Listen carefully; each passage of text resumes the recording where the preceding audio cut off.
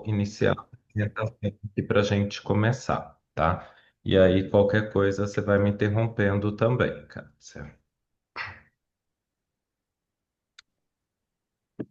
Acho que deu certo, né? Uhum. Ó, então hoje a nossa proposta é a gente discutir três casos clínicos, tá? O do sistema cardiovascular, do sistema digestório e do sistema metabólico, que correspondem aí às aulas do módulo 2 que a gente tem disponível na plataforma. Esse primeiro caso é do sistema cardiovascular, ele foi feito pelo Antônio, tá certo?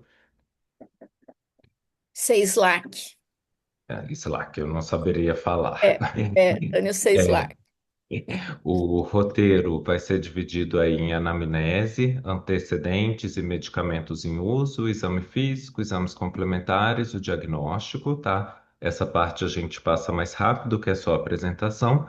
Vamos ter uma rápida discussão aí sobre os fatores de risco, complicações que mereceriam encaminhamento do paciente, um plano de cuidado não farmacológico e aí principalmente a nossa sugestão dos fitoterápicos que podem ser usados no caso. A prescrição que o senhor Antônio fez e a evolução do caso, tá? Esse primeiro paciente é do sexo feminino, ela tem 39 anos, é solteira, trabalha como serviços gerais. Ela sempre se considerou muito saudável, porém nos últimos 3 meses tem desenvolvido aí uma cefaleia de fraca intensidade, persistente, mais na região da nuca, geralmente associada a tonteiras, tá? Ela procurou a clínica de família, onde foi atendida pela enfermeira da equipe, que fez a anamnese e o exame físico inicial. Além disso, a paciente falou que ela vive sob permanente estresse porque ela mora em uma comunidade que está sempre em conflito.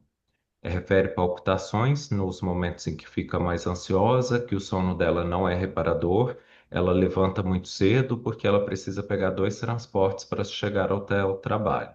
E ela se sente sempre cansada e sem energia.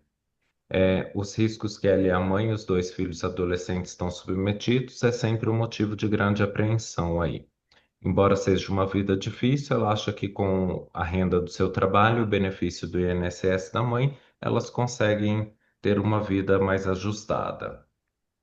De história pregressa, ela tem uma tensão perimenstrual, onde se destaca principalmente a questão de mastalgia, e para isso ela já está usando a vitamina E e a semente, as cápsulas de óleo de semente de prímula. A mãe de história familiar, a mãe tem 68 anos, é hipertensa, severa desde os 30 anos de idade, e atualmente a mãe precisa aí de usar três medicações para o controle da pressão. De exame físico, a paciente apresenta dores musculares e articulares que ela relaciona com a profissão por carregar muito peso e fazer muitos movimentos repetitivos na limpeza. Não tem história de arritmias ou sopros e a pressão foi verificada 2 vezes durante a consulta e estava aí de 145 por 90, elevada. Então ela foi encaminhada ao médico da unidade, que na primeira consulta solicitou alguns exames, entre ele o raio-x, o mapa, que é a medição da pressão arterial durante 24 horas, né, em nível ambulatorial, e exames laboratoriais. E passou um diurético para ela nesse primeiro momento, tá? Na consulta seguinte, para conferir o resultado dos exames, os exames de sangue e urina não tinham alterações, o mapa realmente mostrou que ela era hipertensa, tá? E o raio-x de tórax era normal. Então, ela ficou aí com o primeiro diagnóstico de hipertensão arterial sistêmica essencial. E é nesse momento que a gente deve fazer uma pausa para as discussões. Quais seriam os sinais de alerta que nos fariam ter que encaminhar essa paciente nesse momento da consulta para um pronto atendimento, alguma coisa que nos preocuparia mais? O que que vocês sugerem?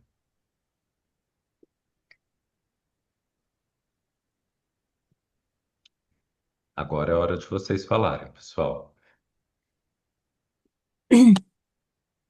Se vocês preferirem, por exemplo, quiserem escrever no chat, não quiserem falar, mas assim, vamos aqui imaginar o que que a gente poderia é, pensar num- nesse caso, né? A gente já tem um diagnóstico de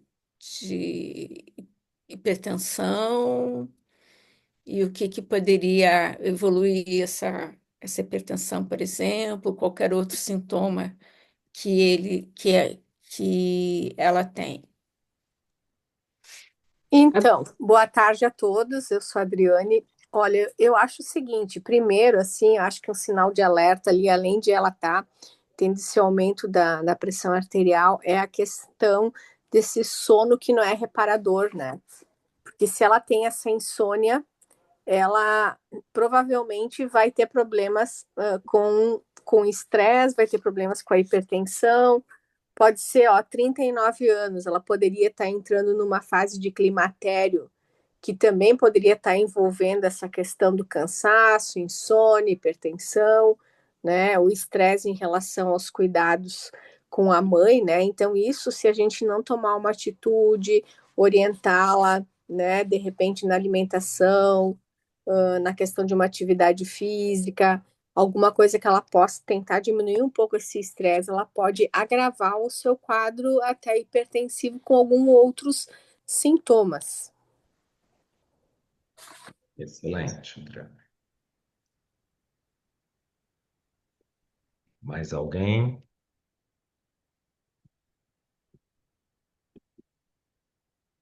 E então vou passar aqui. Quais seriam aí os sinais de alerta para encaminhamento que quem fez o caso considerou aí?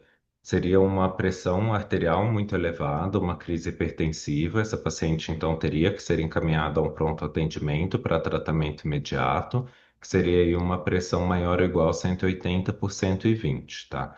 Se ela apresentasse algum sinal neurológico, como moscas volantes, a questão de uma tontura muito proeminente, uma cefaleia de muito forte intensidade. Se ela tivesse uma dor no peito ou uma sensação de opressão torácica, também seria sinal de que ela deveria procurar direto ao pronto atendimento. A falta de ar ou edema de membros inferiores. Também queixas como palpitação, sudorese e tremores, que poderiam ser associados aí a uma crise adrenérgica, tá?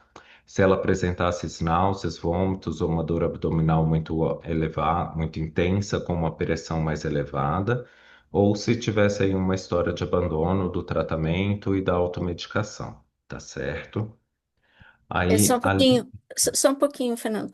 Vocês entenderam por que esses sinais de alerta, é uma reflexão que a gente tem que fazer para ver se a gente pode tratar esse paciente ou se a gente tem que encaminhá-lo, né, para alguém com mais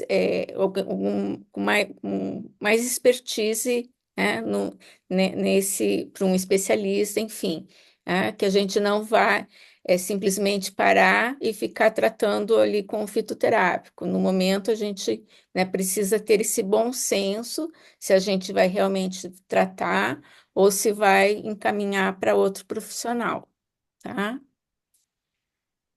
Então, pode seguir. ó, agora o próximo item é a questão da nossa lista de problemas aí. A lista de problemas seriam quais são os diagnósticos dessa nossa paciente aí? Quem quer começar? O que que a Eu acho que gente não já passou, não passou, não, Não passou o slide. que slide. seria para discussão também, né? Isso, tá. Não, só voltar ali no. Isso. Isso. Então, esse aí, qual seria a nossa lista de problemas atuais para essa paciente? O que que a gente tem de diagnósticos aí até agora? Um já está Primeiro, aqui, né? Que é a hipertensão, né? hipertensão.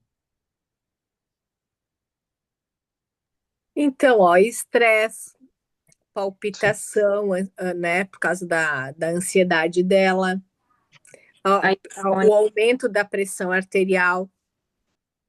Excelente. A Sandra levantou a mão. Sandra.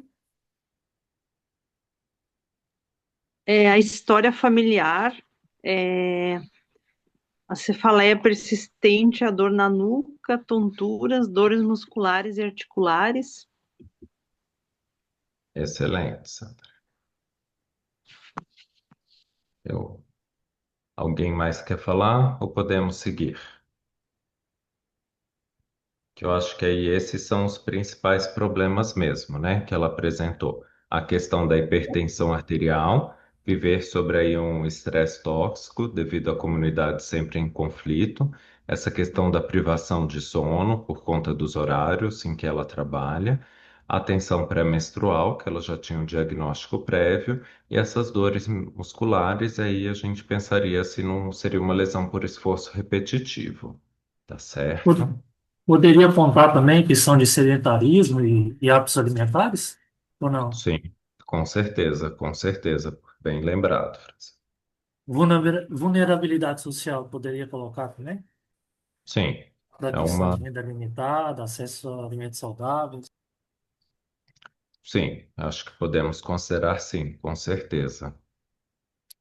Que tem uma situação, né? Ela trabalha com serviços gerais, então é uma pessoa assim que, a princípio, ela está se movimentando, mas ela não está fazendo uma atividade física onde ela pare aquele momento para se cuidar, para realmente fazer uma atividade com os movimentos adequados, né? Então, às vezes as pessoas acabam confundindo, acho que porque elas se movimentam, tal, elas estão já fazendo alguma atividade física.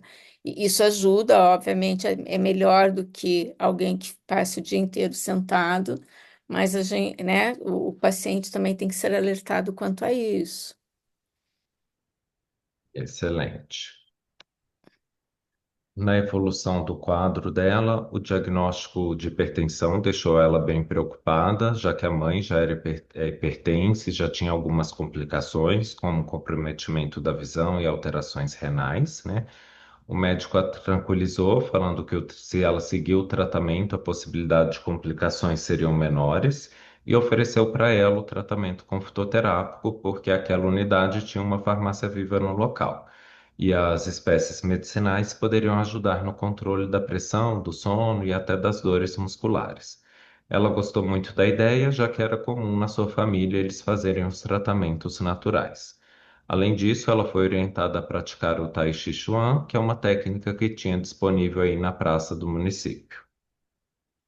Agora, nova pausa para discussão. Quais seriam aqueles cuidados não farmacológicos que a gente podia ter com essa paciente e depois aí o plano terapêutico fitoterápico especificamente? Dos cuidados não farmacológicos, o que que vocês sugerem que nós poderíamos orientar ela nessa consulta? A realização de atividade física, né?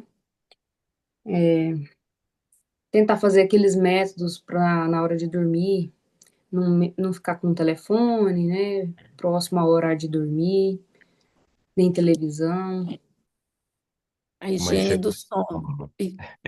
Isso, e Exato. queria falar higiene do sono, e aí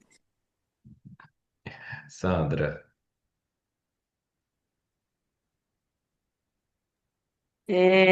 Dieta saudável e redução da ingesta de sódio e aumento da ingesta de potássio e evitar reduzir o estresse emocional e também uma abordagem espiritual, se fosse necessário, né?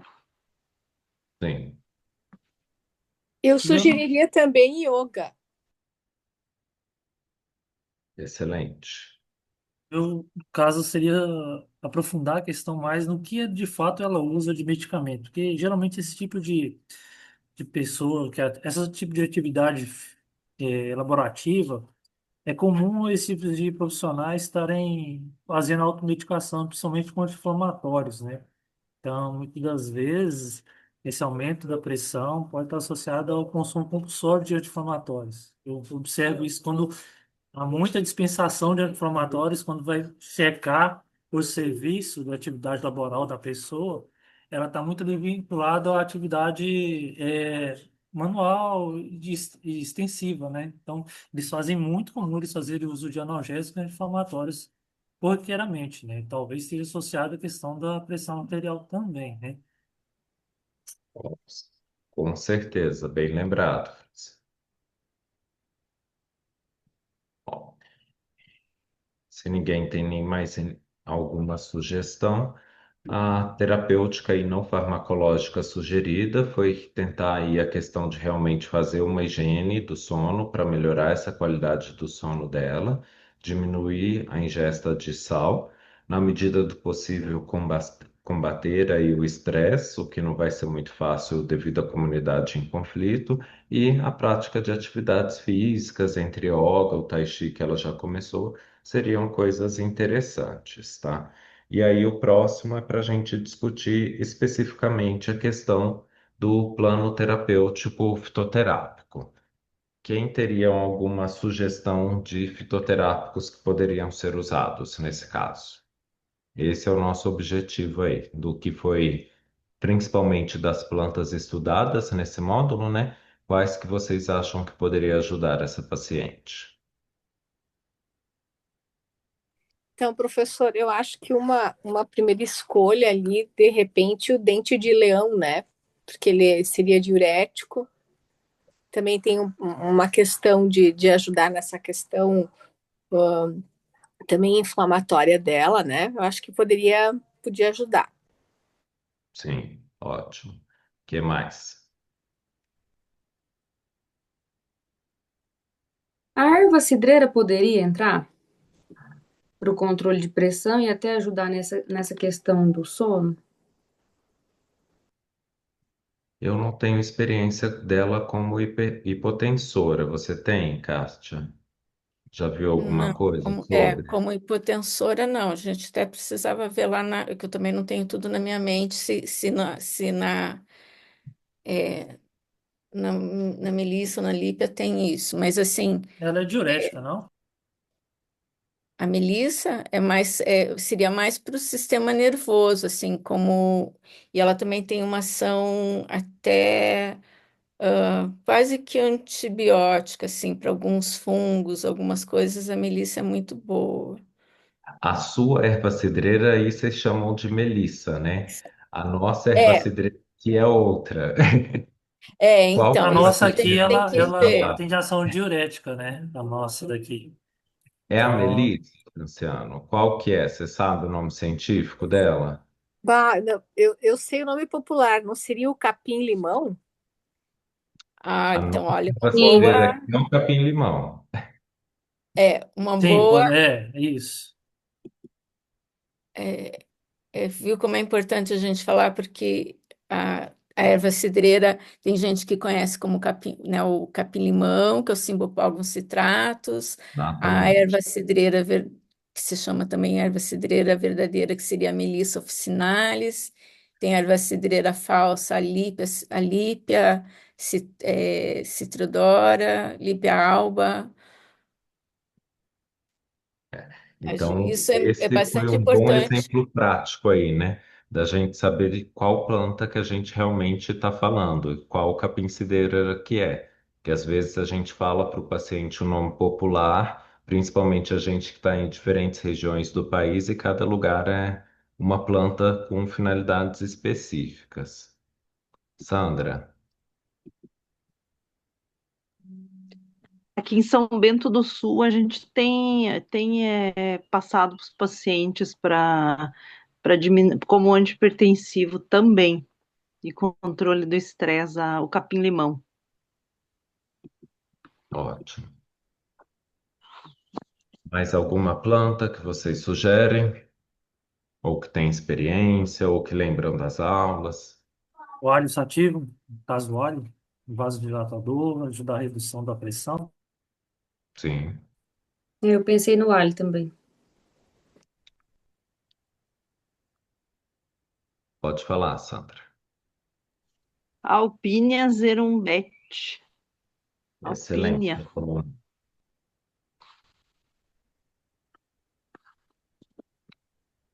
Acho que podemos seguir, né, Cássia? Kátia? Sim, Ó, aqui, então, algumas das plantas, opções que a gente tem para o tratamento da hipertensão, a cecrópia petalta, que é a imbaúba, que é aqui na nossa região, a gente tem muito, não sei como que é a disponibilidade aí para vocês, né? Ela está incluída no nosso material e ela é uma planta que trata muito bem a hipertensão da nossa experiência em pacientes idosos, principalmente, tá? E uma coisa interessante sobre a planta é que ela é considerada aí o que a gente chama de uma planta pioneira. quando uma área está totalmente desmatada, virou um campo e vai reflorestar, ela é uma das plantas indicadas aí para iniciar esse processo de rearborização, tá certo? A outra opção seria também o Crataegus ou Crategus, né? O Crataego é com a desvantagem de que não é uma planta nativa brasileira. Ela é geralmente a gente consegue ela importada e não é toda farmácia viva que vai tê-la disponível. E ela teria a vantagem que também atua aí um pouco na questão da ansiedade, que pode ajudar nesse caso, tá? Tem a alpínia, que é a colônia, tá? Ela também é uma planta que tem a ação diurética, diminui a pressão. Ela também tem um efeito aí de diminuir um pouco a questão da ansiedade e da nossa experiência aqui, ela tem um efeito muito bom para pacientes jovens, tá certo? Tem a opção aí que foi lembrada, né, do alho, seria excelente também e muito que também vai ajudar no controle da hipertensão. A oliveira, que é a óleo europeia, né, que ela também é muito antioxidante, considerado protetor cardíaco. E tem também o hibisco sabdarifa, ou hibisco, que tem até um trabalho que fala sobre o tratamento da hipertensão na associação oleia com o hibisco. Kátia, alguma sugestão, algum comentário a mais? Não, acho que. Ah, eu queria comentar assim que sempre quando a gente for pensar em escolher um fitoterápico, a gente sempre tem que pensar se ele tem mais ações que vão cobrir mais esse caso, né? Para a gente não precisar lançar mão de vários fitoterápicos para um caso, mas que ele reúna uma maior gama que abranja, né, maior gama de sintomas daquele paciente. Então, às vezes é difícil isso, mas a gente sempre tem que tentar pensar nisso, né? Qual que seria o mais interessante, por exemplo, que nem do caso do Crateus, que, sabe, como o Fernando falou, tem esse problema que ele não é uma planta fácil, por exemplo, de você encontrar numa farmácia viva, né, no SUS. Mas ele já teria duas ações aí importantes. Então, assim, quanto mais né, quanto mais sintomas eu puder trabalhar com uma planta, seria o mais recomendável. A preferência é por aquele fitoterápico, pelaquela planta. Excelente, excelente, excelente lembrança, Kátia. Aí, para esse paciente específico, a prescrição aí foi o Cratego, justamente, tá?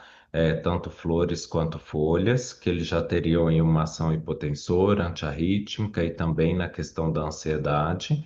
E a prescrição foi de uma cápsula de 350 miligramas do extrato padronizado em 0,08 a 0,24% de perosídeos, duas vezes ao dia, tá?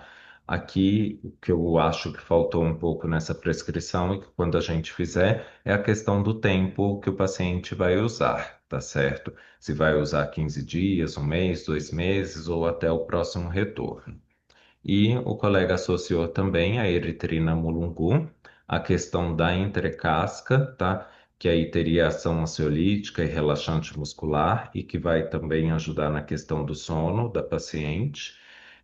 E a diluição foi de 2 gramas, aqui não é casca, é da entrecasca, tá? Para 150 ml, fazer a decocção durante 10 minutos.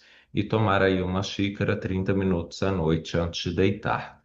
No próximo slide, eu coloquei, deixa eu já mostrar para vocês. Aqui, Tá. é só para falar dessa questão da casca e da entrecasca do mulungu, tá? Aqui a gente tem um tronco da Erythrina mulungu, em que a casca propriamente dita, essa parte externa, ela é na verdade uma cortiça e não é a casca em si que a gente usa como fitoterápico, a gente usa essa parte um pouco mais interna, que é entre a casca, que é entre a casca e o cerne, que é a madeira propriamente dita. E é essa parte aqui que é a do fitoterápico que a gente usa exatamente. Diga, Kátia. Não, eu só ia comentar que a eritrina, na realidade, ela é até uma planta que a gente vai ver no módulo 4 no sistema nervoso, mas ela já foi colocada aqui, até porque foi trazido, né, um caso real, então, assim, não tinha como, né, a ideia também não era ficar maquiando o caso, mas só para vocês saberem que se às vezes vocês forem procurar essa informação nesse módulo 2 vocês não vão encontrar lá o mulungu, a eritrina mulungu, ela vai estar lá no módulo 4 que a gente vai ver melhor, que daí no sistema nervoso. Excelente. A paciente evoluiu bem com o tratamento, né? Voltou depois de 2 meses na segunda consulta e ela já apresentava uma redução dos níveis da hipertensão. No momento dessa segunda consulta estava 135/80, mas ela ainda persistia com a questão do cansaço e pouca disposição. Embora ela gostasse muito, ela só conseguia participar do grupo do Tai Chi Chuan 2 vezes por semana. Pensando nisso, foi associada uma outra planta na questão para auxiliar ela nessa disposição, que foi a Fáfia paniculata ou a Fáfia, a raiz, uma cápsula com 200 miligramas do pó da raiz 2 vezes ao dia por um período de 40 dias, tá? E aí eu acho que talvez valha a pena a gente discutir um pouco quais seriam as opções aí no lugar da Fáfia. Alguém teria alguma sugestão? A gente ainda não estudou essa parte, né? Mas talvez alguém já tenha alguma experiência de outra possibilidade.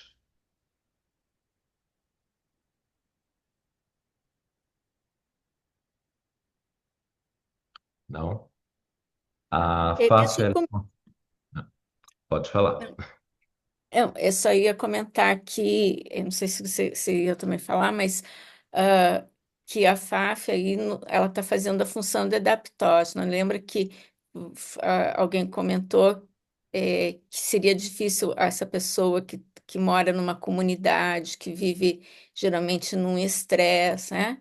E aí uma planta que tem essa função adaptógena vai justamente ajudar a conviver um pouco com esse estresse, né? O próprio organismo vai tentar trazer uma harmonia para esse organismo, uma homeostase para esse organismo, que ele dê conta disso que ela não pode mudar externamente, né?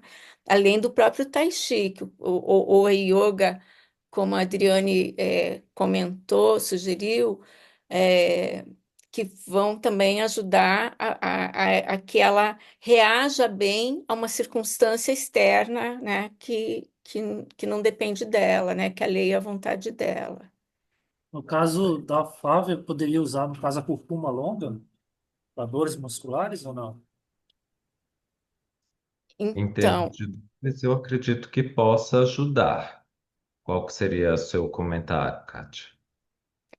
não, poderia realmente pensar em alguma planta que pudesse melhorar a-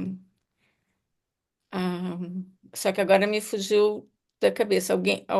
Uma planta que tenha uma ação relaxante muscular. A arnica, no caso, entraria? Poderia, poderia ser uma arnica também. E E aqui ver no se é caso, De fácil muscular, né? acesso, né?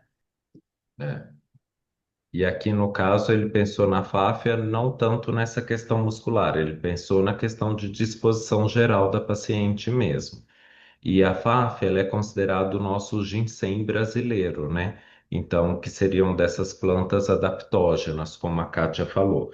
E outras opções dessas, a gente tem aí, por exemplo, a Witania sonifera, que é a ashwagandha, que também teria uma ação boa de adaptógena, de melhora dessa disposição do paciente, e até o nosso jatobá, que é Hymenaea courbaril, certo?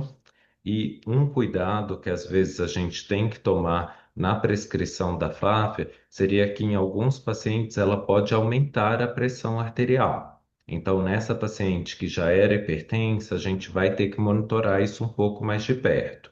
E aí, talvez, ao invés de já começar 2 vezes ao dia, talvez eu pensaria em começar uma vez ao dia e ver como que evolui essa pressão. O que você ia falar, Kátia? Agora eu lembrei, gente, ficar velha é difícil. A eritrina Mulugu, que é também relaxante muscular, que também poderia ajudar, assim, ela é um pouco, né, sedativa e um pouco relaxante também, ela também tem indicação para isso. Então, por isso que até foi por isso que foi colocado aqui, acho que nesse caso. Ótimo, excelente. Aí, com esse tempo, o cansaço melhorou, as dores musculares também aliviaram, e ela não precisou mais continuar, nem com o uso da fáfia, nem com o mulungu. O sono estava melhor e ela atribuiu essa melhora também à prática do Tai Chi. Ela foi mantida essa medicação durante 7 meses, esse tratamento e acompanhamento na unidade de saúde, e a pressão se mantinha controlada. E ela também manteve a questão do Tai Chi. Aqui eu deixei até marcado essa questão dos 7 meses, para a gente discutir um pouco sobre o tempo de uso seguro de um fitoterápico. Por quanto tempo a gente poderia usar um fitoterápico? Em geral, aqui na região, a gente usa mais o fitoterápico de forma segura de 2 a 3 meses. E, como conceito geral, a gente costuma fazer um rodízio do fitoterápico ou até mesmo uma pausa dele aí de 15, 30 dias para depois voltar o mesmo. Ou se tiver algum substituto, a gente costuma usar. Como que é aí, Kátia? Aqui, bom, eu na realidade aqui não estou num serviço de saúde, né? É, mas é mais ou menos isso, acho que essa é a melhor conduta, Até por uma questão de segurança, né? Tem muitos sim. fitoterápicos que não têm estudos a longo prazo, e por conta do fitocomplexo, que tem várias substâncias, a gente acha mais seguro fazer isso, tá? Alguns serviços usam tempo mais prolongado, mas não sei se seria a forma mais segura, principalmente começando. Algumas plantas a gente já sabe, tipo a cúrcuma. É uma planta que aqui a gente usa períodos bem prolongados aí, 6 meses direto, sem riscos. Agora, os outros, no geral, a gente mantém essa questão de 2 a 3 meses.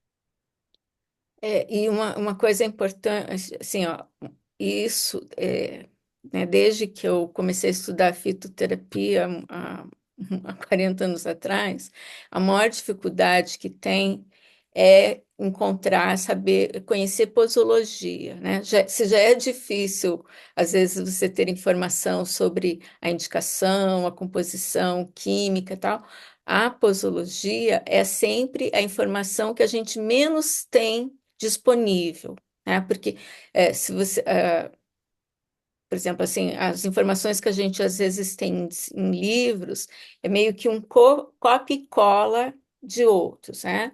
Hoje em dia a gente já tem muitos trabalhos científicos de muitas plantas e o que acaba até se fazendo, se buscando? É aquela informação que tem lá no trabalho científico que mostra por quanto tempo que o trabalho foi feito.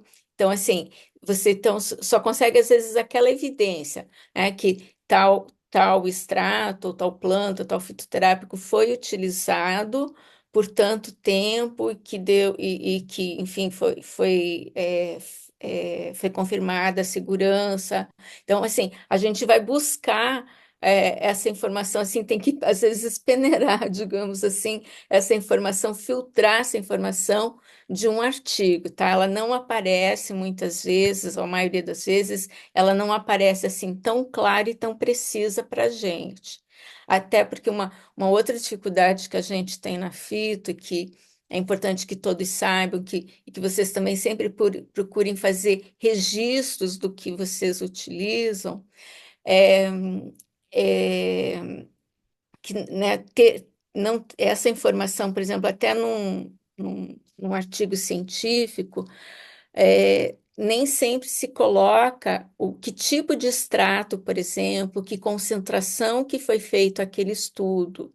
E isso prejudica muito a informação que a gente acaba tendo ao final, por exemplo, de um estudo, ou até a qualidade desse estudo, porque a maioria dos estudos não se registra, né, ou não fica. Ou quem está vendo, talvez isso lá no trabalho em si, quem está fazendo, obviamente vai saber, mas isso não é publicado, muitas vezes não é publicado. E a maior dificuldade que a gente tem em fazer um documento científico, buscar as informações, quanto a isso, assim, o quanto que tipo de extrato que foi utilizado para aquela indicação, para para aquela, né, ou enfim, a dose. E sempre que vocês forem forem utilizar a prescrição, né, mantenham os registros de vocês acessíveis, tentem fazer publicações também, acho que é importante é, ter publicações, às vezes, de casos, né? Apesar que, às vezes, um caso isolado, ele não tem um peso como, claro, um ensaio clínico randomizado, mas todo o caso que vocês tiverem, fizerem, forem, né, assim, tenham isso bem documentado. Isso é uma informação muito valiosa e pode vir ajudar publicações, né, de outras, de instituições, de universidades, o próprio Ministério da Saúde, da própria Fiocruz, isso tudo sempre muito valioso e é bem difícil de conseguir. Desculpa, eu falei demais, mas é que essa é uma preocupação que a gente sempre, assim, é uma das coisas que mais a gente tem dificuldade, sabe, quando vai fazer alguma publicação. É. E até aproveitando um pouquinho nesse caso, quando ele falou lá da decocção da entrecasca do mulungu, ele colocou 2 gramas para 150 ml de água. Aqui a gente usa meio grama para essa mesma quantidade de água. E é justamente isso que não, a gente nem sempre consegue uma padronização. Diga, Isso. Sandra. Então, aqui a gente tem, é bem variado, assim, é 7 dias, 21 dias, às vezes toma 21 dias, para e daí troca por outro, 30 dias, né, no caso da Espinheira Santa, aí no máximo um mês, dois, no máximo. Mas assim, é tudo nessa faixa, 7, 21, 30, Ótimo. bem, que daí já tá no protocolo, né, daí a gente não foge muito. Não fica, tipo, fica numa dose bem segura, sabe? Num tempo seguro. Então, e eu acho que isso também é uma coisa que é importante a gente, ó, estabelecer protocolos, né, nos serviços, assim, então ter, vamos supor, uma equipe multidisciplinar que possa sentar e possa definir, acho que aí como, né, com o Fernando também deve acontecer mais ou menos isso, de sentar, ter um protocolo, é, com vários profissionais pesquisando ou experimentando, né? Muitas vezes vai muito da experimentação, vai testando, vai vendo como aquele paciente, se tem condições de acompanhar o paciente com menos tempo, né? E definindo isso multidisciplinarmente. Isso acho que também é um outro aspecto bastante importante que vai dar segurança para vocês trabalharem, né? Excelente. Alguém tem mais alguma dúvida quanto a esse caso? Alguma pergunta? Quer acrescentar alguma coisa? Se não, vamos para o próximo caso, que é do sistema digestório, tá? Esse caso aí foi elaborado pela Maria Angélica Fiucci. Vamos seguir aí o mesmo roteiro do anterior. Esse já é um paciente do sexo masculino, de 32 anos, que ele tem quadros frequentes de pirose e plenitude pós-prandial, sem nenhuma relação com alimento específico. Já foi descartado qualquer alteração do trato digestório, bem como alergias e intolerâncias alimentares. Ele é um paciente sedentário, insone, tem uma ingesta hídrica baixa e uma ingesta também rica em alimentos ultraprocessados. e além disso é tabagista de 20 cigarros por dia, tá? Dos antecedentes, ele teve uma história de múltiplas infecções respiratórias na infância, sempre tratadas com antibiótico. De medicação e uso, ele faz uso do omeprazol, que a gente chama aí de SOS. Quando ele tem o sintoma, ele usa o omeprazol, não é um uso contínuo. Então, não é um uso correto, digamos assim, do omeprazol. Ele já traz exames bioquímicos e de imagem sem alterações, e no exame físico ele tem aí um IMC de 31,46, que daria uma obesidade grau 1. Foi feito um diagnóstico de dispepsia funcional, e sendo que ele já tinha essa endoscopia digestiva prévia, que era normal, já foi afastado o diagnóstico diferencial de doença péptica, como gastrite úlcera, e mesmo da doença do refluxo gastroesofágico. E aí a gente faz a nossa pausa para discussão. Quais seriam aqueles sinais de alerta que nos fariam encaminhar esse paciente nesse momento?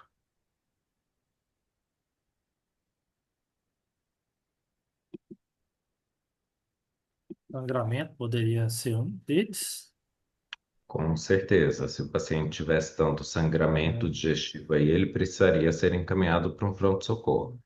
Vômitos recorrentes, Sim, é, disfagia, e excelente. acho que seriam os principais que me vêm à cabeça. Alguém lembra de mais algum sinal de alerta para a gente não usar só o tratamento fitoterápico? Eu acho que é a obesidade. Tabagismo. Excelente.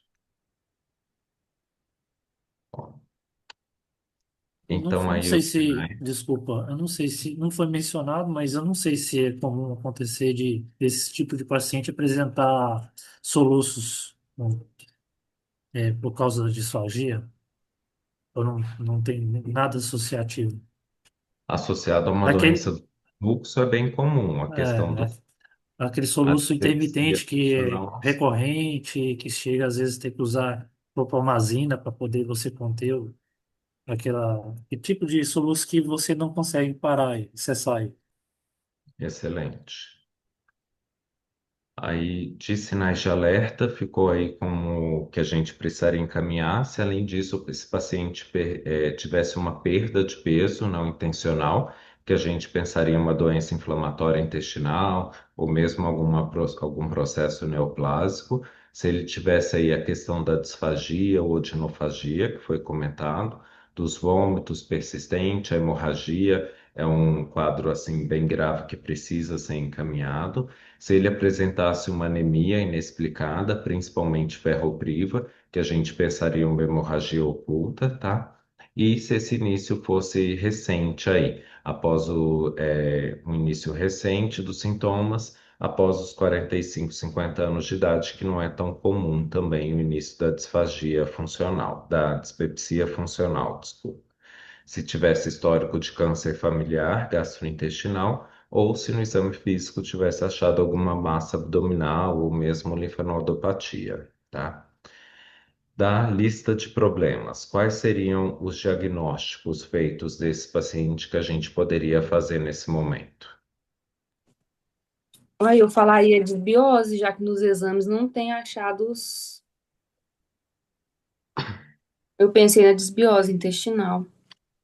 Certo. E lembrando da história, quais outros, além da questão da queixa gástrica, né? É, boa tarde. É um paciente que tem muita infecção respiratória, né? Sim. Que mais?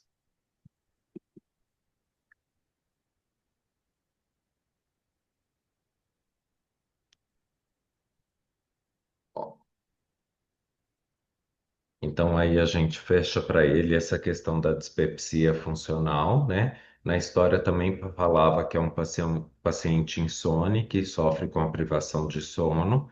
Um dado importante é a questão do tabagismo, né? De 20 cigarros por dia, um tabagismo considerável. que além de todos os malefícios para a saúde, pode até estar piorando essa questão da dispepsia do paciente. É um paciente que tem um IMC acima de 30, 31,4, então é um paciente obeso, na história também sedentário, e que tem um erro alimentar aí considerável, com baixa ingesta de vegetais, baixa ingesta hídrica e alto consumo de ultraprocessados, tá? E aí, quais seriam aqueles cuidados não farmacológicos que a gente poderia sugerir para esse paciente nesse primeiro momento?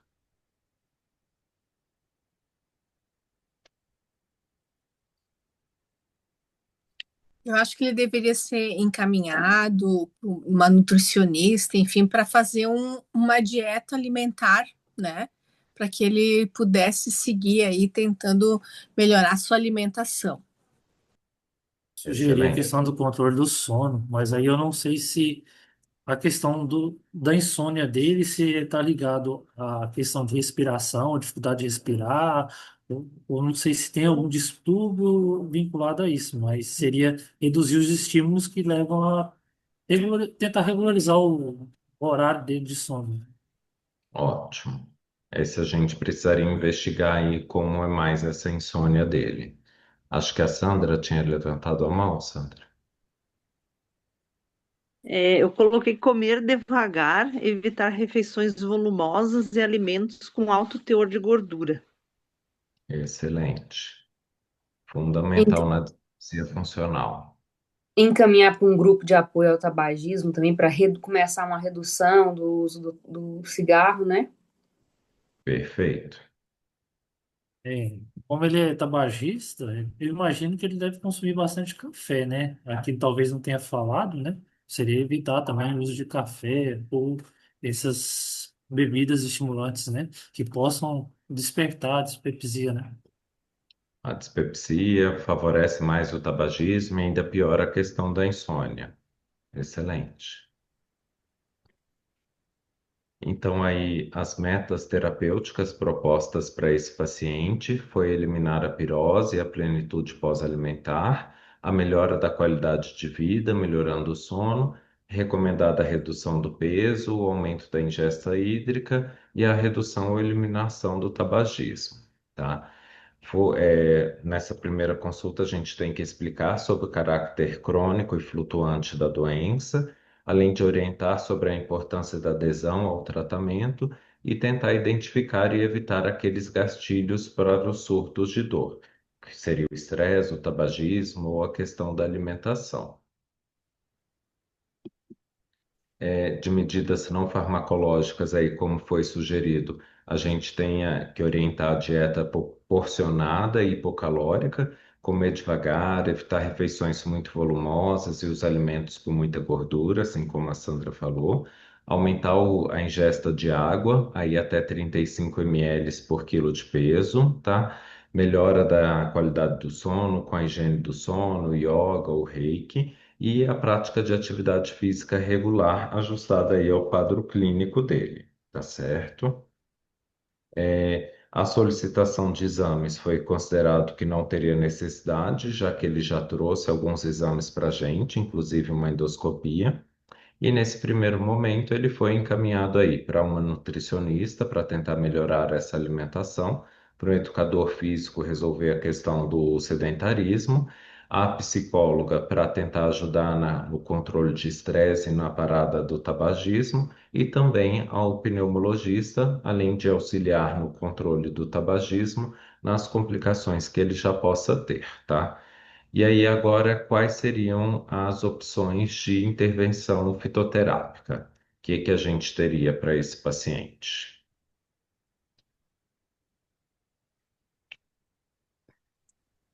Espinheira Santa poderia ser uma, né? Ótimo. Que aí a Maitenus ou Monteverde ilicifolia, né? Sandra, Carqueja ou menta peperita. excelente. Excelente.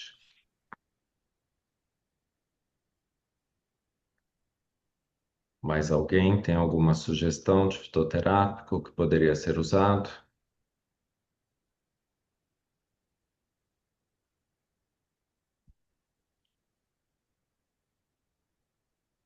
Esses aí que foram falados ajudaria na questão da dispepsia, né? Então, aqui as sugestões foram a Montevérdia ou Maitênus ilicifolia, que é a espinheira santa, tá? Era Maitênus, aí trocou para Montevérdia, mas agora algumas entidades consideram voltar para Maitênus. Esse foi o que eu falei na tutoria passada, que eu não lembrava qual era o novo nome que eles tinham colocado, é Montevérdia ilicifolia. A Casearia silvestris, que é a guaçatonga, também seria interessante para o tratamento da dispepsia funcional, tá? Tem a questão da carqueja, que é o Baccharis, o Fonículo vulgaris, que é o funcho, a menta piperita, que foi bem lembrada aí, que é a hortelã-pimenta, tá? E também a Aquileia millefolium, que é a mil folhas, também poderia ajudar na questão da dispepsia. E eu acrescentaria uma outra opção, não é tão comum aqui na minha região, mas acho que o pessoal do sul tem até experiência maior com ela, que é a Quirocline satureoides, a macelinha, macela do campo, tá? Não sei, vocês têm experiência com ela aí, Kátia? Não, assim, de prescrição não, né? Eu tinha, quando eu tinha farmácia, usava, mas não era, assim, também tão comum, porque eu tô aqui no Paraná, não, ela é mais conhecida, mais utilizada até no Rio Grande do Sul. Isso. Aqui na Mas região é a uma gente boa não. opção também, né? A gente não tem, mas acaba que é uma planta que a gente consegue comprar facilmente. Eu tenho muita experiência com ela em crianças, na forma da infusão, que é o sabor é tranquilo, as crianças aceitam bem, ajuda nesses sintomas de dispepsia funcional e também na questão do refluxo daquelas crianças menores, tá certo? A mãe durante a gestação, algumas também consideram aí o uso rotineiro do chá, tá? E ele também diminui um pouco da questão de ansiedade e do sono das crianças. Então, esse eu considero assim uma planta excelente, tá? E Então, agora, a- aqui, professor, então, a nossa professora também é do Paraná. Aqui no Sudoeste, a gente usa muito a Marcela. E, assim, principalmente para os problemas digestivos, assim, e com resultados bem positivos. Gengibre oficinal seria uma opção também, nesse caso? sim, seria. A Patrícia até colocou o gengibre também no chat aí, mas eu acho que seria uma boa opção, sim, tá? E agora, pensando na questão da insônia, o que que vocês sugeririam aí que possa ajudar, além desses que a gente já falou? Passiflora, Excelente.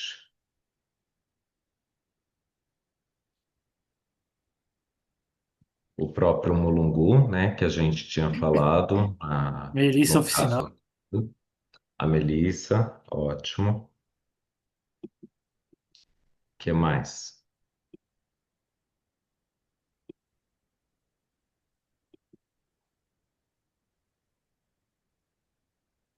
A sugestão dele aí do tratamento da insônia seria que a gente tenha a Matricária camomila, que é a camomila, a Valeriana officinalis, a valeriana é uma que eu considero assim excelente para o tratamento de insônia, como lembrado aí a questão da passiflora, tá? Da melissa e do mulungu, que foi o que a gente viu no caso anterior, tá certo?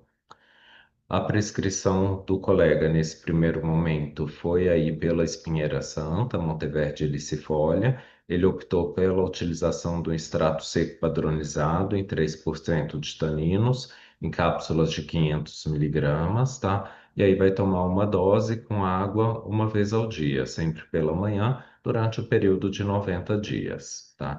E ele associou também aí a questão do Baccharis, que é a carqueja, droga vegetal em cápsulas de 250 miligramas, uma dose 2 vezes ao dia, antes do almoço e do jantar também por esse período de 90 dias.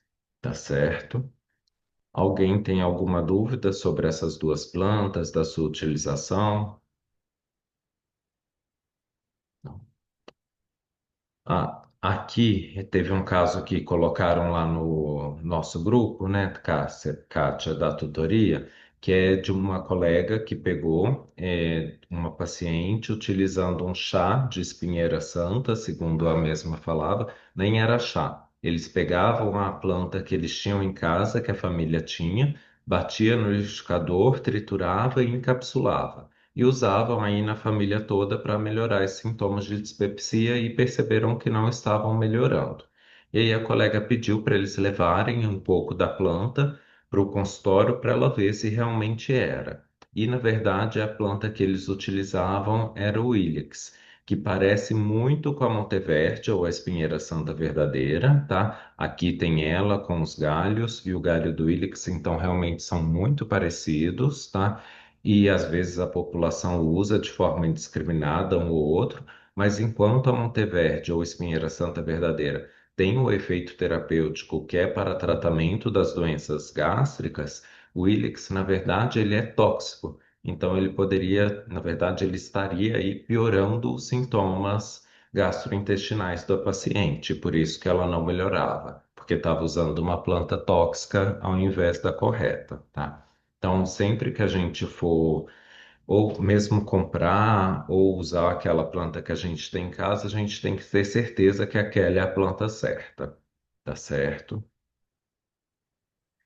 Esse caso aí teve um retorno depois de 90 dias. O paciente já tinha melhora total da questão da plenitude pós-prandial. Ele fazia então refeições bem menos volumosas. A pirose aparecia só quando ele consumia algum alimento muito processado ou em grande volume. Teve uma melhora do sono, estava aderente aos cuidados da higiene do sono. Já tinha começado a prática de atividade física. Ele ainda era tabagista, mas reduziu de 20 para 10 cigarros por dia e o IMC dele caiu aí de 31 para 26,3. Então aí passou de uma obesidade grau 1 para um sobrepeso, tá certo? Agora, alguém tem alguma dúvida sobre esse caso? Alguma coisa a acrescentar? Kátia? Estou falando demais eu agora, Kátia. Não, não, pode falar, tá excelente. Se eu preciso, pode deixar que eu Ah, peço a palavra quando for com- necessário. Alguém tem alguma dúvida ou comentário sobre esse caso? Não? Então, vamos aí para o nosso terceiro caso, que é sobre o sistema metabólico, tá? Esse caso é sobre uma paciente de esteatose que foi feito pela Débora, lá de Ribeirão, tá? O roteiro é o mesmo dos anteriores, tá certo? Esse é um paciente masculino de 56 anos. Ele chegou à consulta com uma queixa de fadiga persistente e um desconforto abdominal leve, principalmente na região superior direita do abdômen e aumento de peso nos últimos 2 anos. Ele falava que não consumia bebidas alcoólicas, mas tinha um estilo de vida sedentário. A dieta era muito rica em carboidratos simples e gorduras saturadas, com quase ou baixo consumo de frutas e vegetais. Ele trabalha como professor e refere a um grande estresse crônico aí, devido à dificuldade de lidar com os alunos nos dias de hoje. De antecedentes, ele não tem histórias de doenças hepáticas, não fazia uso de medicamentos regulares.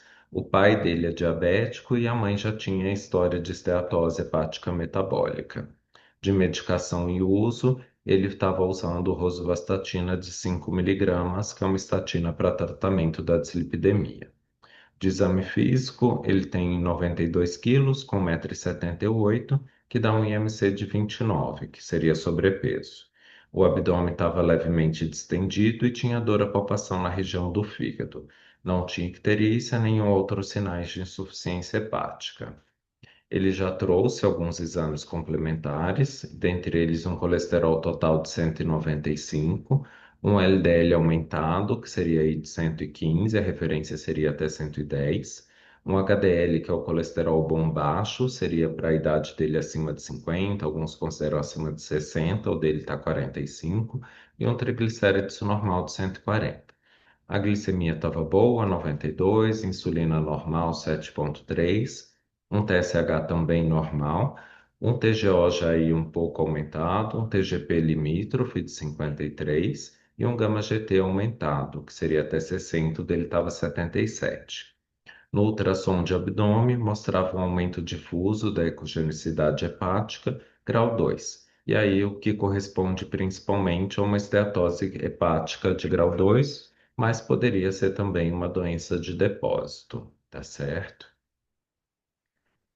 O diagnóstico principal dele é essa esteatose hepática metabólica, que antes era esteatose hepática não alcoólica, né? Considerando a ausência do consumo de álcool e os fatores de risco associados, como o sobrepeso e essa dieta dele inadequada. Então, classificou aí ele como diagnóstico de esteatose hepática, dislipidemia, sobrepeso e paciente sobre estresse crônico. De diagnósticos diferenciais, a Débora colocou aí que deveriam ser afastados os quadros de hepatite virais, A, B e C, tá? Uma doença hepática gordurosa alcoólica. Embora ele falasse que ele não consumia álcool, achamos importante ele considerar aí a ingestão inadvertida de álcool ou consumo em quantidades que não são reconhecidas. Por exemplo, naquele paciente que utiliza muitos fitoterápicos, o uso das tinturas, né? Que se for em grande volume também pode estar relacionado a essa doença hepática. A presença de alguns marcadores que poderiam falar de hepatite autoimune, tá? Outras doenças metabólicas, como a hemocromatose, que é o depósito do ferro, ou a doença de Wilson, que seria o depósito de cobre. Geralmente tem fator genético associado também, tá? E o uso de alguns medicamentos ou toxinas. E considerar algumas outras dessas que possam causar essa hepatotoxicidade. E aí, a sugestão é a gente parar um pouco agora e discutir aí quais seriam os sinais de alerta que a gente precisaria encaminhar esse paciente.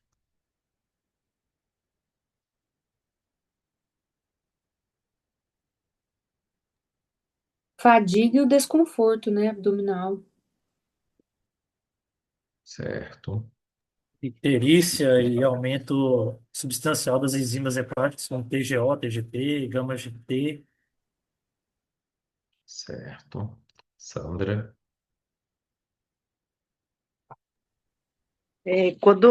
Quando há suspeita de progressão da doença ou complicação, no excelente. caso, é, é, cirrose ou um possível câncer no fígado, né?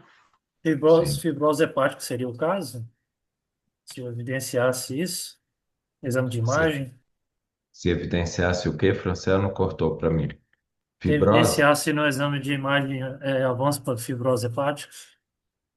A fibrose, eu acho que aí já lembraria mais um caso mais avançado com a cirrose mesmo, né, que estaria associado. Aí realmente seria um caso para encaminhamento, tá? Acho que no caso dele é a questão do abdômen distendido e quando tem o exame físico, a presença de dor, né, e a alteração na ultrassonografia. Ok, excelente. E acho que alguém colocou alguma coisa no chat. A Patrícia colocou lá que poderia surgir edema sistêmico com derrame pleural por conta da inflamação hepática. Excelente, tá? Então, os sinais de alerta que nos fariam encaminhar esse paciente seria uma dor mais importante no abdômen, sensação de cansaço e fraqueza extremas, a perda do apetite, que mostraria um comprometimento hepático mais importante, ou um aumento do fígado ou do abdômen, que a gente pensaria na questão de uma ascite até, tá? Uma dor de cabeça constante, de mais forte intensidade, a presença de enjoos e vômitos e mesmo a presença de icterícia. Nesse caso, acho que valeria a pena a gente não prescrever o fitoterápico e encaminhá-lo para uma investigação mais aprofundada, tá certo? Deixa eu ver. E agora seria a lista de problemas desse paciente. Quais são os problemas que a gente tem dele de diagnóstico até agora? O sobrepeso, A esteatose, grau 2. Excelente.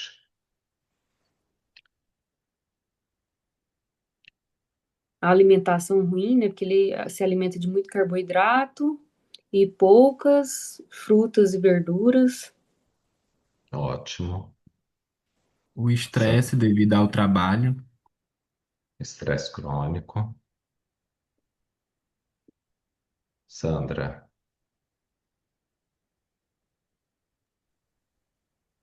Eu acredito que a história da mãe, a história familiar também é importante. E a Sim. fadiga persistente e o desconforto abdominal leve na região superior direita. Ótimo. Tá. Então a gente fecha aí como lista de problemas essa esteatose hepática, grau 2, a dislipidemia e o sobrepeso, que seriam fatores de risco até para a própria esteatose, o paciente viver sobre estresse crônico, que tem o erro alimentar, e também a questão do sedentarismo. Tá certo? E agora, qual seria o nosso plano de cuidados não farmacológicos para esse paciente? O que que vocês sugerem que a gente poderia estar orientando aí nessa primeira consulta? Uma dieta mais, com menos gorduras saturadas, maior consumo de fibra, Perfeito. ingestão hídrica.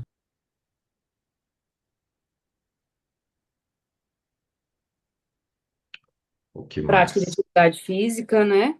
Por causa do sedentarismo, começar devagar. E até a Patrícia, prática de atividade física já ajuda até no estresse, né? Eu, como professora, eu penso assim, Que seria o passo. controle calórico, seria importante, mas colocar metas assim, possíveis de serem alcançadas, tipo, tentar reduzir o peso pelo menos 5%, 10%, estabelecer metas pequenas para não desestimular, no caso. excelente. A Patrícia colocou lá no chat também a questão de meditação para o anti-estresse, tai chi e a yoga, tá? As, pulou. As metas terapêuticas aí então foram para controlar a dislipidemia, reduzir o peso, minimizar o impacto da inflamação sistêmica, melhorar a qualidade de vida dele e reduzir o estresse. Para isso, foi feito um trabalho de educação em saúde, explicando o caráter crônico da doença, tá certo? Orientar sobre a importância da adesão do tratamento e identificar e evitar gatilhos para o controle dessa dislipidemia, que poderia ser a questão do estresse crônico, do erro alimentar e do sedentarismo, tá certo? E de medidas não farmacológicas, ela sugeriu aí a questão da redução do estresse, como a prática de mindfulness, a yoga, a psicoterapia, tá? A dieta para dislipidêmicos, sendo uma dieta anti-inflamatória. A dieta do Mediterrâneo seria uma das mais recomendadas para esses pacientes que têm esteatose, que têm maior evidência de benefício, tá? E também a atividade física regular. E é importante nesses pacientes, depois de 3 meses dessas mudanças de hábitos e do tratamento fitoterápico, repetir os exames aí, como o perfil lipídico, a glicemia, a função hepática, a função tiroidiana e renal, a proteína C reativa ultrassensível, que é para ver a atividade anti-inflamatória, tá? E o ultrassom deve ser repetido aí a cada 6 meses de tratamento ou se esse paciente tiver uma perda de peso significativa superior a 5 quilos. E foi sugerido também o encaminhamento ao gastroenterologista se surgisse algum daqueles sinais de alerta que a gente comentou anteriormente, tá? E agora a gente faz nova pausa para discutir aí quais seriam aqueles fitoterápicos que vocês sugerem para esse paciente. No caso, para a esteatose, o que que a gente poderia pensar aí dentre aquelas que vocês têm experiência ou que a gente estudou nesse módulo?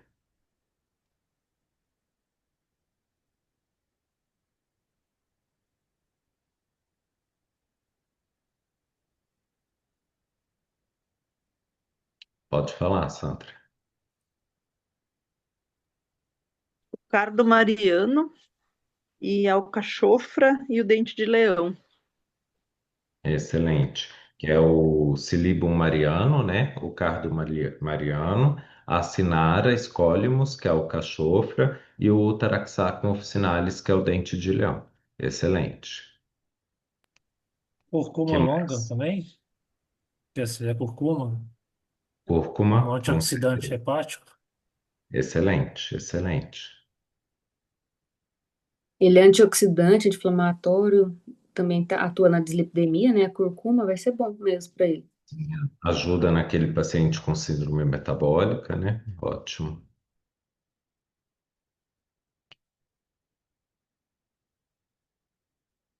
A Patrícia colocou ali o boldo. Boldo é o chá verde, né? O boldo e cistrucin. Esse eu não identifico. Ok. Aqui a Débora selecionou para a gente algumas possibilidades de fitoterápicos para o tratamento dessa esteatose, tá? A Eclipta prostrata é uma que eles utilizam bastante lá em Ribeirão, que aqui a gente usa também. A Patrícia respondeu lá que esse é o. Cadê? Que esse é o Cistricium é o extrato da laranja de Moro, tá? Ok, Patrícia. A Eclipta é erva em botão. Ela é uma planta muito utilizada aqui na região, não está disponível comercialmente em boa parte do país, tá? Não sei se a Kátia tem, lá no sul também, tá? Mas se tiver ou se conseguir, seria uma excelente planta para essa questão da esteatose, a que a gente mais tem experiência aqui. E, inclusive, a gente foi muito utilizada nos pacientes que tinham afecção hepática pós-dengue. Aquele paciente que tinha um comprometimento hepático pós-dengue, é uma planta que foi muito utilizada com boa resposta, tá? Outra planta também que aí pode ser utilizada nesse caso é a Baccharis, tá? Com o cuidado de não usar tempo prolongado, porque ela pode levar à leucopenia, tá? Como lembrado aí a questão do Taraxacum officinalis, que é o dente de leão, da Cinara escolhimus, que é o cachofra, da cúrcuma longa. Colocaria aí também o cardo mariano, que é o Silybum mariano, que foi lembrado, tá? E eu acrescentaria aí também a questão do jambolão, que é o Syzygium cumini, que também pode auxiliar bastante nesses pacientes com esteatose. Alguém tem algum comentário? Kátia? Alguma outra planta que vocês utilizam aí na região para esses casos? E aí a gente tem a questão da obesidade desse paciente, né? Quais seriam as plantas que a gente poderia tentar usar para auxiliá-lo na questão de obesidade? Claro que a atividade física e a mudança alimentar são essenciais, mas tem algum fitoterápico que a gente poderia utilizar?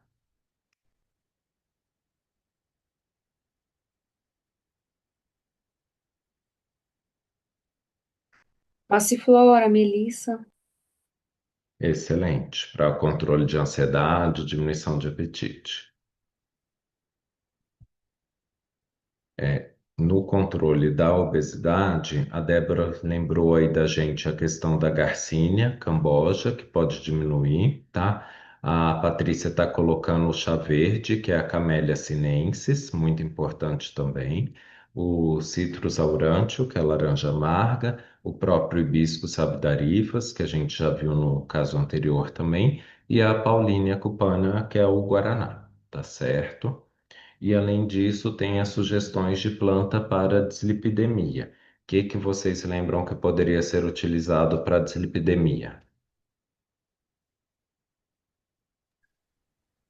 Alcachofra, o alho e o açafrão, né? Que tava no Esse- material. Mais alguma sugestão?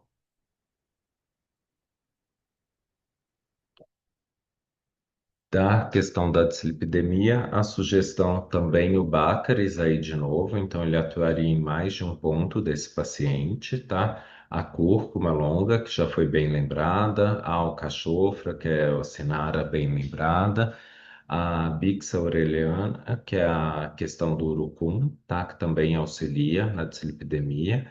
De novo, aqui a Eclipta, que não está disponível em todos os lugares, mas quem tiver é excelente e a oliveira, né? Para ansiedade e para o sono, o que que a gente poderia tentar ajudar esse paciente?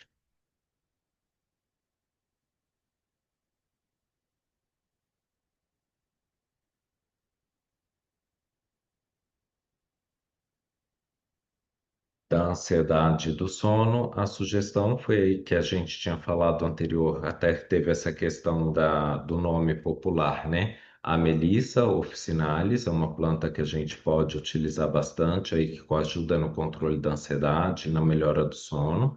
A Matricária camomila, que também foi sugerida no caso anterior, e a Passiflora também, que eu acho que poderia ajudar, até para diminuir a ansiedade e diminuir a questão de apetite do paciente, melhorar a qualidade do sono. Nesse primeiro momento, a prescrição dela foi realmente a Eclipta prostrata, que é a Eclipta, o erva-botão, a planta toda. A forma foi a droga vegetal em cápsulas de 250 miligramas e foi prescrita uma cápsula antes do café, almoço e jantar durante 2 meses. Foi associado à questão da cúrcuma longa, os rizomas, a droga vegetal em cápsulas de 400 miligramas, uma cápsula antes do café da manhã e do almoço durante 2 meses. E à noite foi associado aí a questão da Melissa officinalis, droga vegetal das folhas, em cápsulas de 250 miligramas, uma cápsula com café e à noite durante 2 meses, para controle da ansiedade e do sono, tá certo? E quais seriam aí as observações que a gente poderia fazer sobre essas formas farmacêuticas? Tem alguma outra forma que não foi usada aqui que a gente deveria tentar evitar usar nesse caso? Que é muito comum o uso dos fitoterápicos?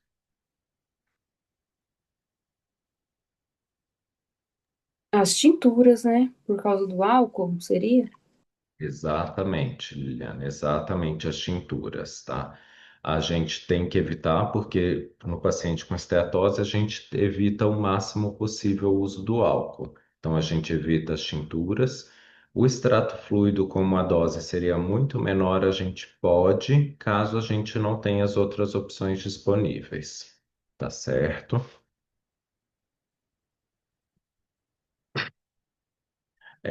Nesse caso aí, a Eclipta, ela é conhecida justamente pelas suas propriedades hepatoprotetoras. Ela ajuda na recuperação das células hepáticas e reduz a inflamação. A cúrcuma, com seu fitocomplexo, ela tem aí as propriedades anti-inflamatórias, antioxidantes, pode diminuir também essa inflamação hepática, além de melhorar o perfil lipídico. E a Melissa officinalis, ela também tem aí as propriedades ansiolíticas e calmantes, tá? Esse paciente, na evolução, ele fez as mudanças do estilo de vida, começou a atividade física 2 vezes por semana, após reorganizar as questões familiares. Ele conseguiu reduzir um pouco a sua carga horária de as aulas administradas por semana, pôde fazer mais atividade física e melhorou a questão emocional por diminuição do estresse crônico, tá? Ele também procurou um nutricionista para melhorar a sua alimentação e iniciou os fitoterápicos com melhora do quadro clínico e da disposição. Voltou para ela depois de 3 meses. Nesse período ele tinha emagrecido 3 quilos e já trouxe os novos exames. Tinha uma diminuição do colesterol total, o HDL subiu de 45 para 50, então melhorou. O LDL, que é o colesterol ruim, baixou aí de 115 para 95, excelente. Teve também uma redução do triglicérides que se manteve normal. A glicemia se manteve boa, a insulina boa, a função tiroidiana normal, e ele teve redução aí das enzimas hepáticas. O TGO caiu para 30, o TGP para 43 e o gama-GT que estava em 70 caiu para 52. Tá? E depois de 6 meses, esse paciente fez um novo ultrassom de abdômen e foi visto um aumento da ecogenicidade, que antes era grau 2, agora já é grau 1, tá certo? Então, mostrando aí uma melhora desse paciente. Chegamos ao fim desse, agora os comentários. Agora você fala, Kátia. Já falei demais, acho que eu te inibi. Não, não, Fernanda.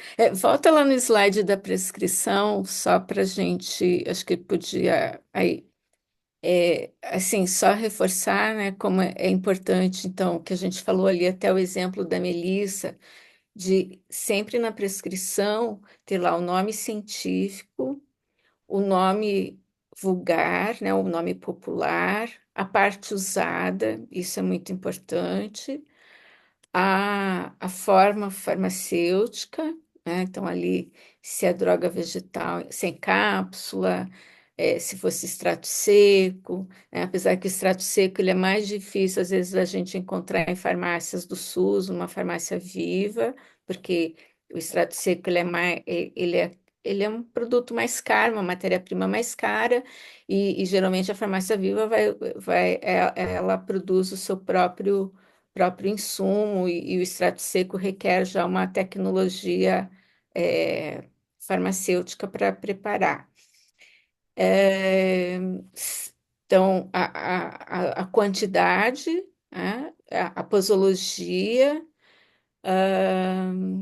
o tempo de uso, né? Por exemplo, se aqui não é o caso, né, do fitoterápico, até porque a gente está falando assim, que vai usar no máximo aí, talvez 90 dias, mas pensar que você deve sempre estipular, né? E se você quer que tenha um uso, né, que o paciente repita aquela receita, sempre você também tem que colocar na receita que ele pode repetir, porque a princípio, a farmácia não pode repetir uma receita sem esse consentimento do profissional prescritor. Lembrando. Então, esse caso da Melissa, como é importante a gente definir, né, quando a gente falou aqui em erva cidreira, cada um lembrou de uma espécie diferente.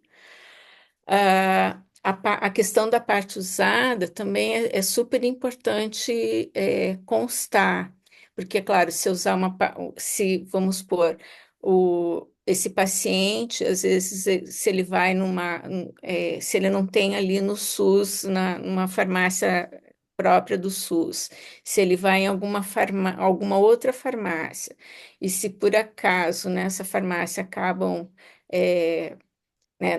não deveria, né? Mas digamos assim, aqui nós estamos pensando em hipóteses, né? Que alguém manipule com uma parte usada que não contém o princípio ativo, né? Então, aquele medicamento, aquele fitoterápico já não vai ter o efeito porque não tem ali aquele fitocomplexo, as substâncias que vão ter a determinada ação farmacológica desejada. Então, isso é sempre importante.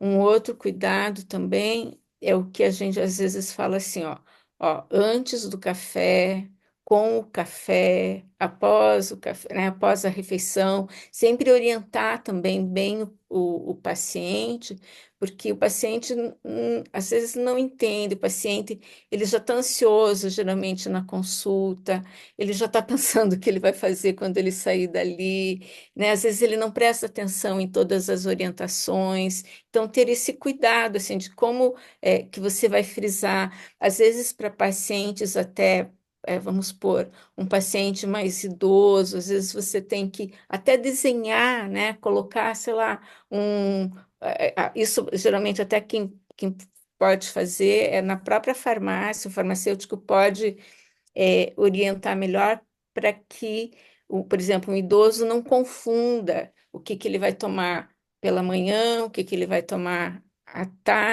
na hora do almoço, o que ele vai tomar à noite. É muito comum também, às vezes, eles confundirem os medicamentos. Então, assim, deixar bem claro, né, o que é para determinado sintoma, né? Esses dados que estão na receita, eles são, inclusive, orientação da própria Anvisa, né?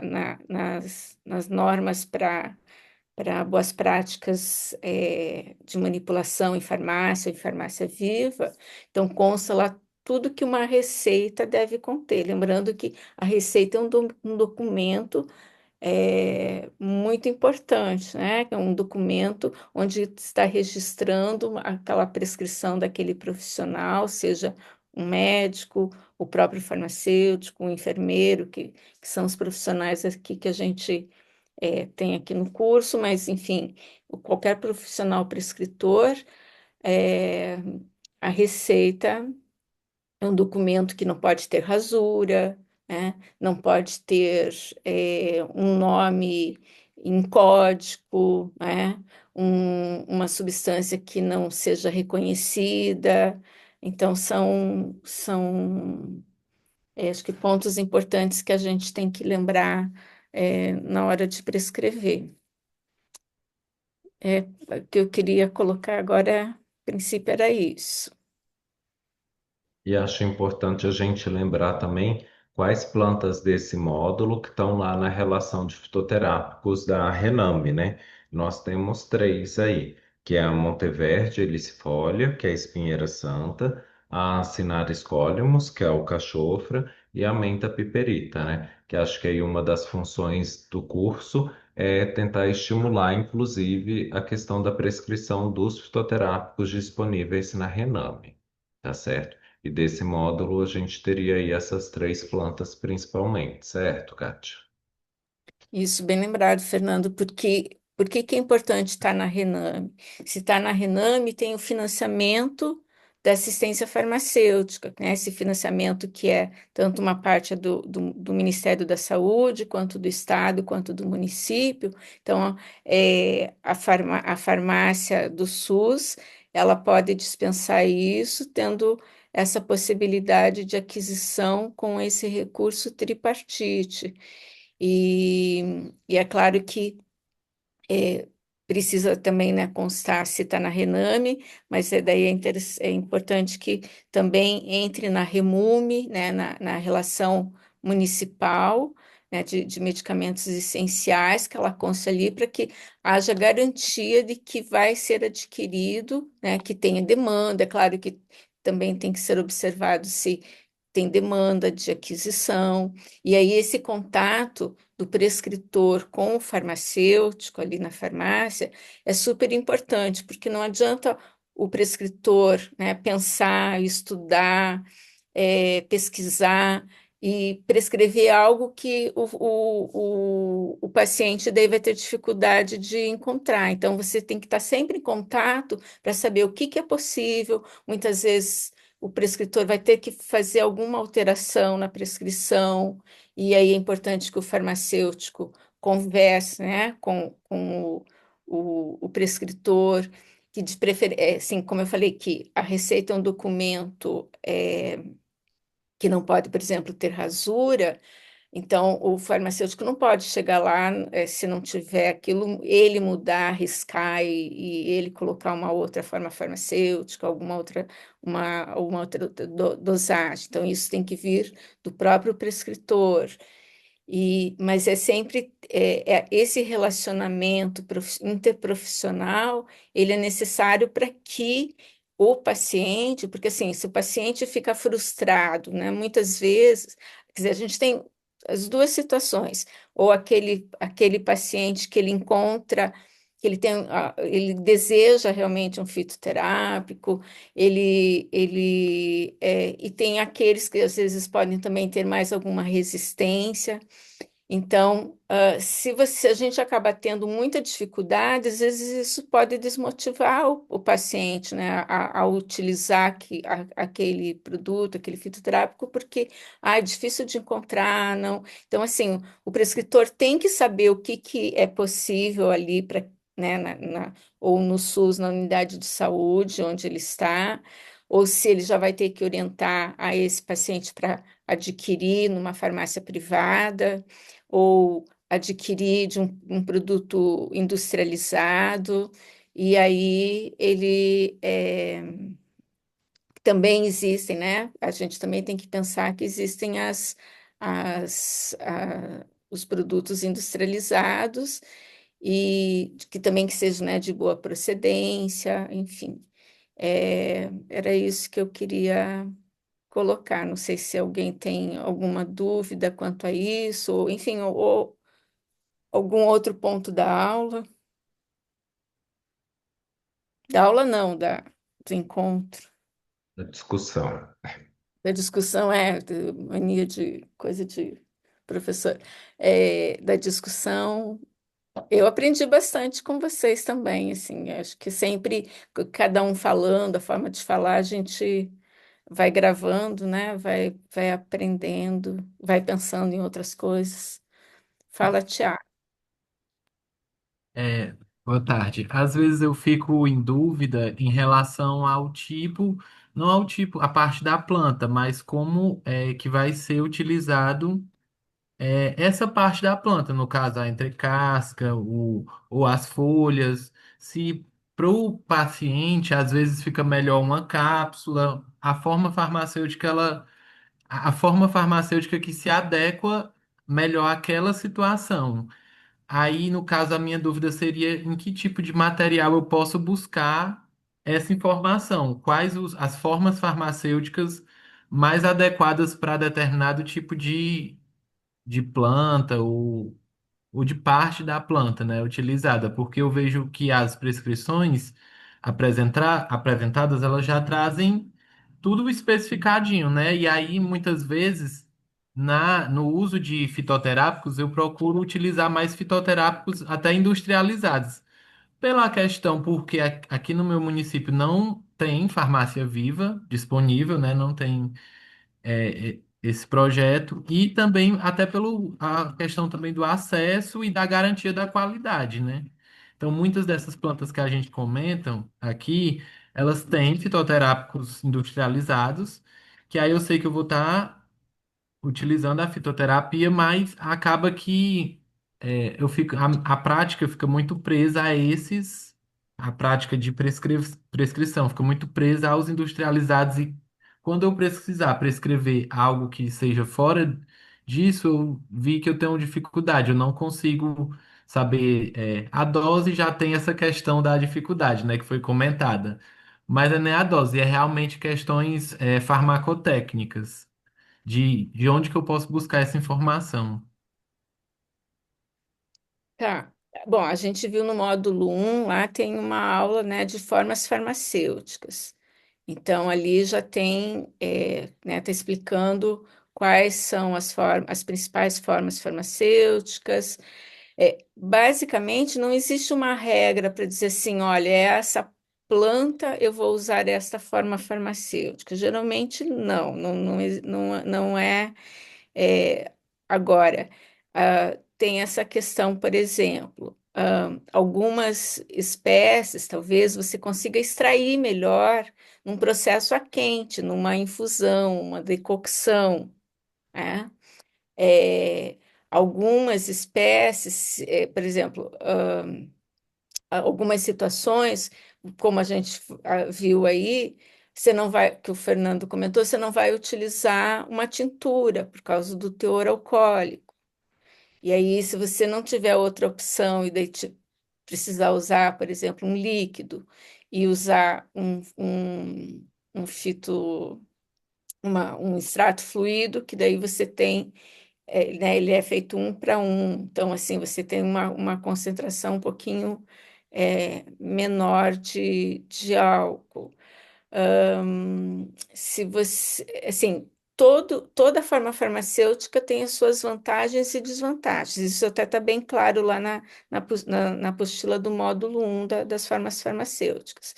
Então, depende, por exemplo, o extrato seco, eu tenho a vantagem de que eu tenho uma concentração mais exata daquele fitoterápico. Se for ainda um extrato seco lá padronizado, quantificado, enfim, né, tem essas possibilidades, eu vou estar dando uma dose mais exata. Numa droga vegetal, para fazer uma infusão, uma decocção, ah, eu não tenho tanta exatidão na dose. Então, assim, aí tudo vai depender, eu acho, também, você também tem que levar em consideração, assim, é um conjunto de fatores, na realidade, porque desde essa questão do acesso, né, de você ter disponível aquela forma farmacêutica, quanto essas questões técnicas, assim, será que uma planta, uma determinada planta, uma extração a quente, ela é mais interessante, por exemplo, do que até um próprio extrato, mas o extrato tem essa vantagem da dose mais precisa. Não sei se Um exemplo ficou. disso é justamente a espinheira santa, né? A É, Monteverdi lucifólia, que ela, por ser uma planta aí mais coriácea, o que a gente mais usa aqui é a questão da infusão, do chá, ou o extrato padronizado, que aí já tem uma extração mais específica. Mas ela, por exemplo, pulverizada, somente droga vegetal em cápsula, a gente já não vê um efeito tão legal dela.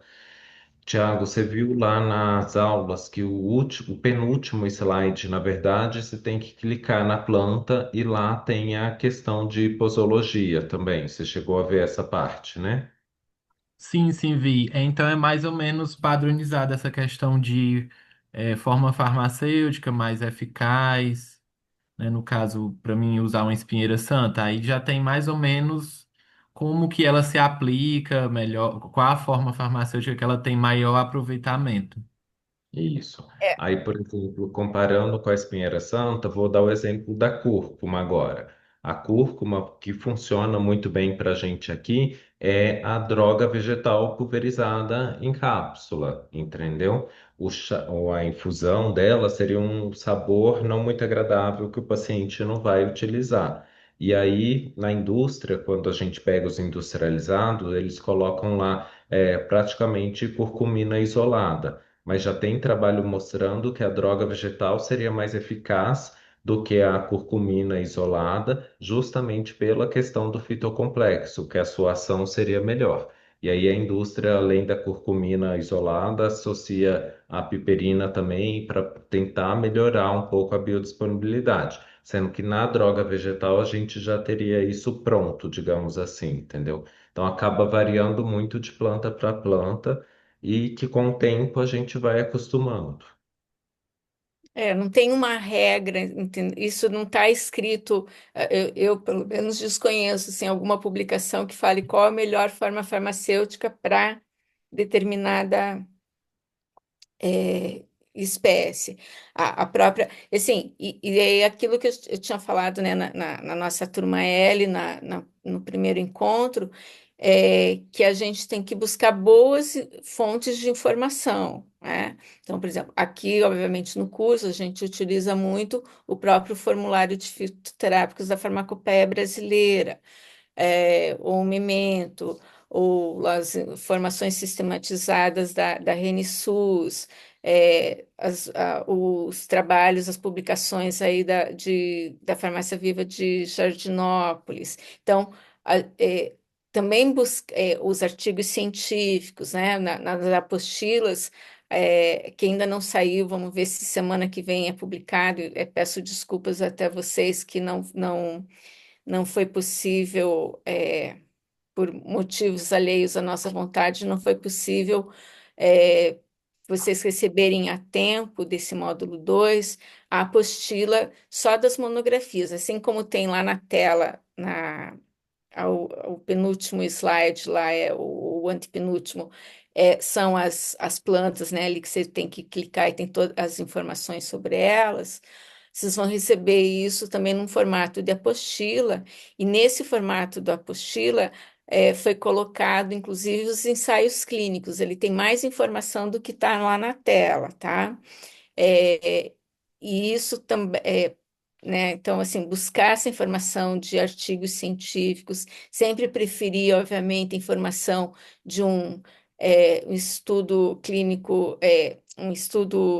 clínico randomizado, ou de um ensaio clínico randomizado, ou de uma revisão sistemática, quanto, assim, são informações teoricamente, né, mais confiáveis, mas também aquilo que eu falei, se vocês buscar, vocês também precisam registrar essas informações, né? Por exemplo, o trabalho que Jardinópolis tem, que tem, né, tem publicação, também eles fazem artigo, publicam, né, em revistas científicas, tem livros, Ah, e essas informações são importantes para vocês, né, terem acesso e buscar, se respaldar, inclusive também na própria forma farmacêutica. E vocês vão ver tanto no formulário, geralmente nos formulários você tem diversas opções de formas farmacêuticas e posologias para aquela espécie vegetal, né? São poucas as espécies até que tem uma ou duas formulações, acho que não tem nenhuma que tenha uma só forma farmacêutica, né? Você sempre tem a possibilidade, às vezes até de várias. E aí tudo também vai depender depois da experiência que vocês forem tendo, né? Também tem um pouco, acho que, né, do experimentar, né? Do ter coragem. Acho que o mais difícil, assim, faz parte também da questão de quem vai prescrever, estar bem fundamentado, é estudar, mas ele também tem que ter um pouquinho de, né, acho que de coragem, não sei, acho que até o Fernando pode falar mais como é isso, que às vezes pode dar medo, né? Uma primeira prescrição, o que que eu vou fazer, o que que vai acontecer com aquele paciente, é, e talvez até mais difícil que uma primeira prescrição seja a segunda prescrição, né? Porque aí você também tem que saber o que que como que você vai conduzir aquele caso, o que que ia acontecer com aquele paciente. É, e aí tem que ter, para você ter essa, digamos, coragem, né, de realmente fazer a prescrição, com aquele paciente que está ali na tua frente, você saber fazer escolher quais são as prioridades, né, do que você vai tratar em primeiro lugar nesse paciente, para também não frustrar, ou não, né, começar com essas metas, com as metas mais factíveis, né? Por exemplo, ali como nesses casos que a gente viu. Então, tudo isso depende também do bom senso e do cuidado que vocês precisam ter na prescrição. Hoje é o nosso primeiro encontro que a gente está vendo realmente a prescrição, né? O primeiro a gente viu os casos mais nessa questão de forma farmacêutica, e agora, a partir desse encontro e nos outros dois, é que a gente vai trabalhar mais em cima dos casos dos sistemas, né, que a gente está estudando nos módulos. Mas é isso, se o Fernando quiser complementar. Não, eu acho que a questão da forma farmacêutica, além da planta, depende também do paciente, né? Não adianta a gente prescrever uma infusão ou decocção para aquela pessoa que detesta chá. Ela não vai utilizar. Às vezes utiliza um, 2 dias, no terceiro ela já esquece, no quinto ela já desistiu completamente. Entendeu? E não adianta a gente prescrever só o extrato seco padronizado, que o paciente não vai ter acesso fácil, vai ter que comprar na farmácia e que vai ser caro para ele, ele não vai conseguir adquirir. Então, acho que vai ser aí de cada caso mesmo, Tiago. Tá? Alguém mais quer fazer alguma contribuição, tirar alguma dúvida, alguma sugestão?